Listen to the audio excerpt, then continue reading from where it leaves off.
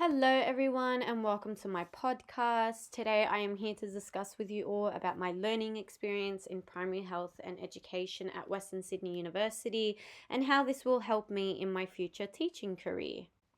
PDHPE is a very valuable curriculum area in education for students of all ages as it assists with multiple factors of development such as knowledge, understanding, skills, and attitudes. This can all be found in the PDHPE 2018 K-10 syllabus. The PDHPE concept and topic in general provides insight to how these factors can be shaped to take positive actions in order to protect and enhance students' own as well as their peer health, safety, and well-being in various concepts. This can all be found in the syllabus as well. As you may already know, PDHPE focuses on many topics that reflect physical education, mainly revolving around the importance of fundamental movement skills for health and inclusion purposes. But PDHPE also focuses on the importance of safety and well-being and how students can demonstrate a commitment to lead and promote healthy, safe, and active lives for themselves, as well as others and the communities. This is all outlined in the PDHPE 2018 K-10 syllabus. PDHPE is also able to improve and enhance students' confidence and participation levels in school activities while also advancing their skills to research, apply, appraise, and critically analyze health and movement concepts in order to maintain and improve their health, safety, well-being, and participation in physical activity. As discussed in the PDHPE 2018 K-10 syllabus, students are also able to develop a commitment to the qualities and characteristics that promote empathy, resilience, respectful relationships, inclusivity, and social justice. PDHPE also aligns with other curriculum areas such as literacy, numeracy, and information and communication technology, which is also known as ICT. Literacy is established through verbal communication skills that can be developed throughout the physical activities or tasks that are performed by students. Numeracy is demonstrated in multiple aspects such as using timers, distance, counting, and more. ICT is also applied through the use of pedometers, heart rate monitors, video analysis, and picture boards, which has actually been declared by Kirchmann 2015 that these ICTs have empirical evidence that a student's motivation is more beneficial and applied when ICT is involved in physical activities and PDHPE overall. In PDHPE, there is a specific pedagogy that is quite effective called the game sense approach. Breed and Spatel 2021 revealed that this pedagogy is an instructional approach to teaching and learning that aims to 1. Increase game understanding and improve students' development of tactics and strategy, 2. Assist students with emerging technical skills as they are able to recognize and understand their role and importance within the context of the game, and 3. Provide students with enhancing their social communication skills by solving strategic challenges in small groups. This will be discussed further throughout my podcast, but this is actually a more effective approach than the practice of isolated skill drills as indicated by Breed and Spatel 2021. Like Curry and Mooney 2014 also reflect on the game sense approach as they outline that this pedagogy aims to locate learning within modified games to give it meaning as well as relevance to the actual full game or sport and to develop skills at the same time as understanding the game.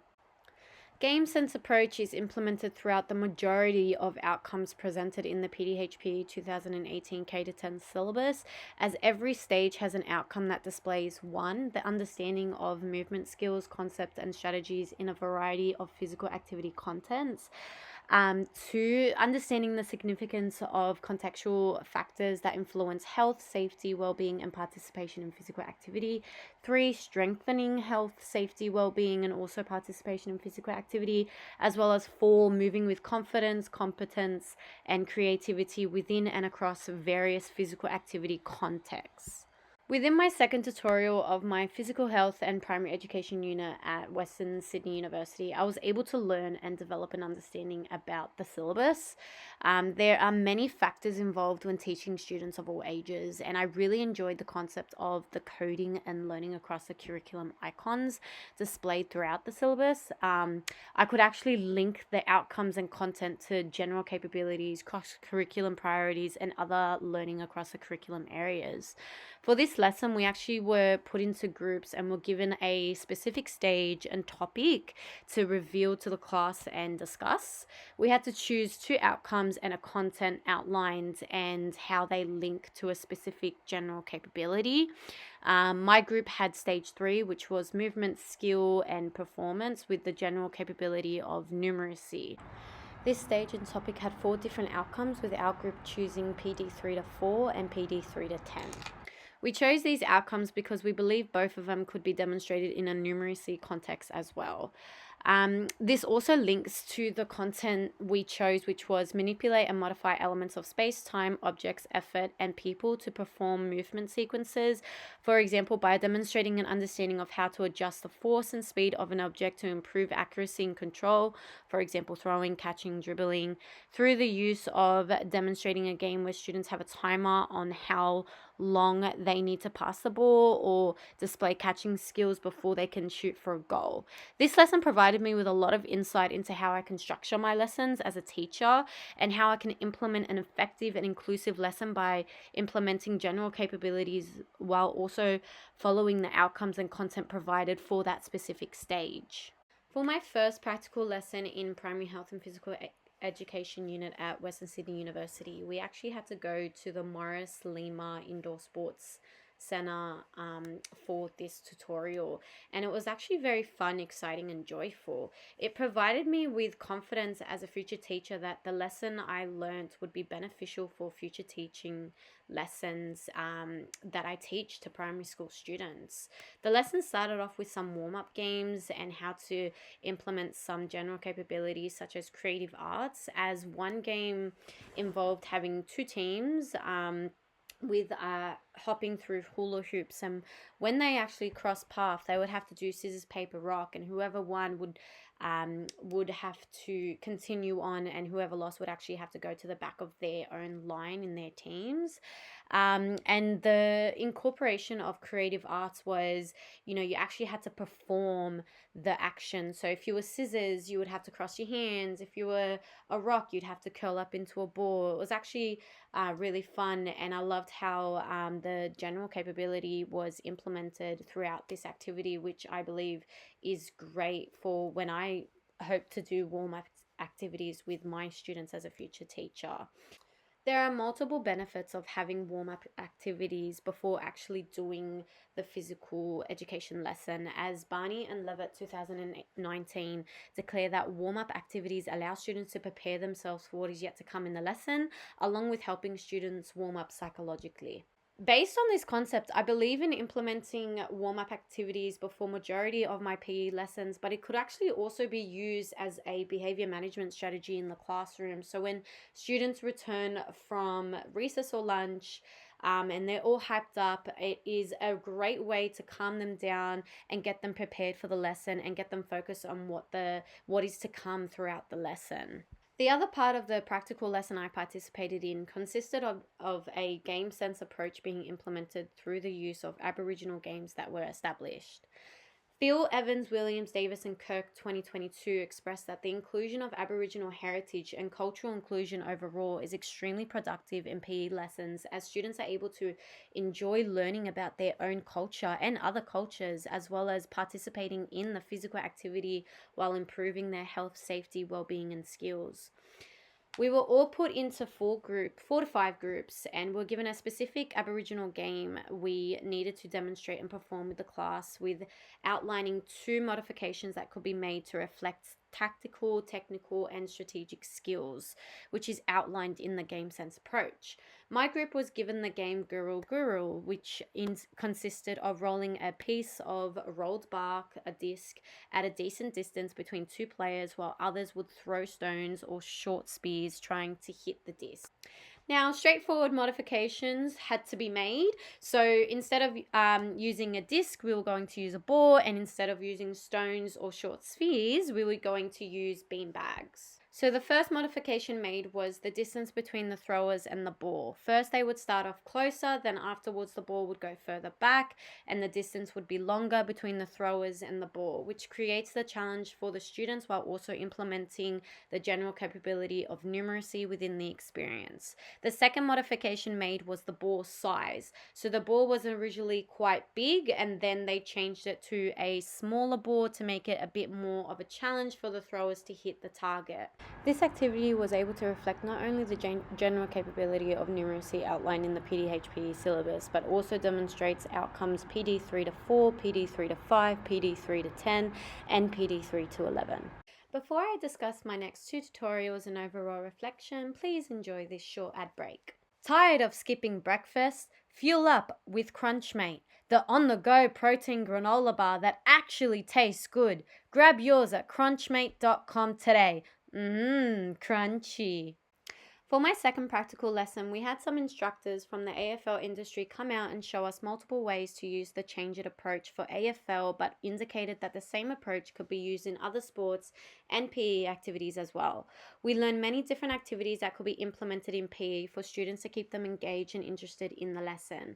They also discussed major issues that could be presented for PE, such as resources and the use of space. So they provided us with some information about their website and that we could get lesson plans for AFL PE lessons, as well as a starter pack of resources to ensure everything is available for students to participate in tasks effectively.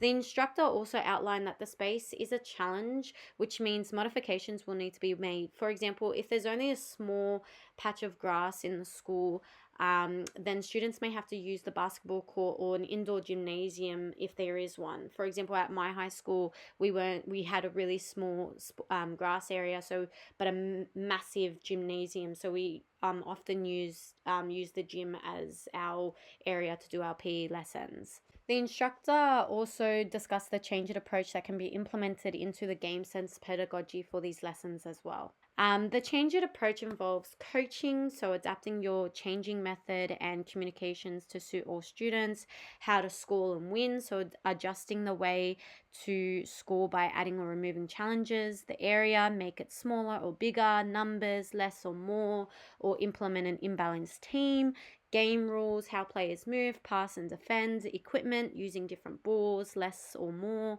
inclusion, how do we include all students, time, add pressure through reduced times.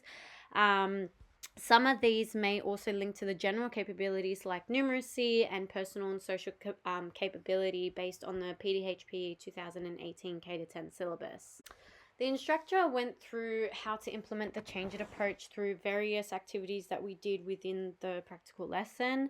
The one that stood out to me the most was when we had to implement it using the capture the flag game. So we actually had to incorporate AFL skills that we learned in the actual capture the flag game. I believe that this would incorporate and include multiple students that don't necessarily like AFL. I feel as though they would participate a lot more in this activity as it's more game approach, just using AFL skills. To me, it is very clear that the game sense pedagogy has been implemented through the change it approach, which is actually an effective way for all students to be involved and cater to their needs.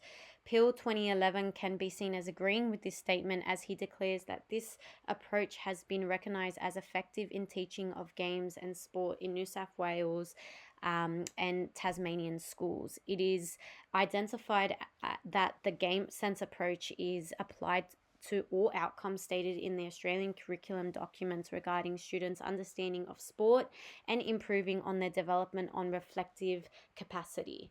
For my final tutorial, it was theory-based and we briefly discussed the previous assignment and the marking of it, plus a refresh of what is needed for the next assessment task. But the main topic of the lesson was about sexuality education in primary schools.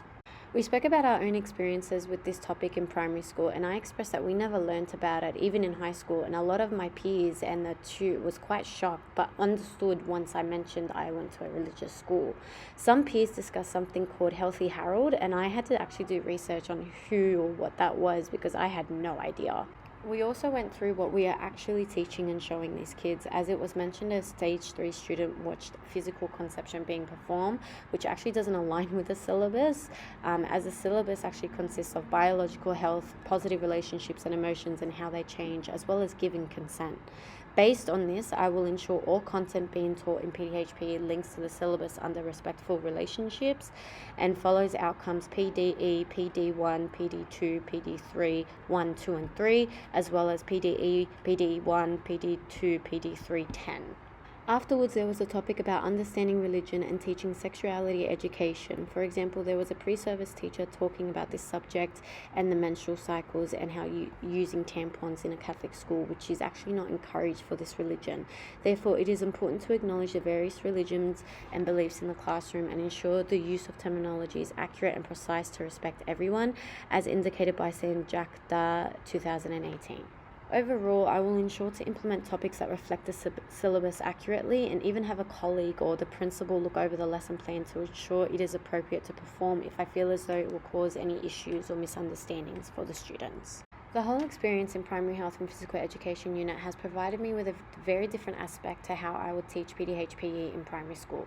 It has allowed me to expand my mindset and understand the importance of engagement and the strategies used in PE, as well as how to adapt to the environment to ensure PE still continues for the students. Based on my own experiences after this unit, I will definitely change many things, such as implementing the game sense approach, as it wasn't really performed in my primary school, as well as implementing sexuality education, as I believe it is really important for students to know to a certain point, which is why I would follow it to the PDHPE syllabus accurately to ensure appropriate lessons are performed. The PDHPE syllabus also provided me with a more thorough understanding of what students should be learning based on the outcomes and how to implement it based on the content, in addition to how the KLAs and general capabilities could be applied. Thank you all for listening. I hope you have enjoyed my podcast about my experience in Primary Health and Physical Education unit at Western Sydney University.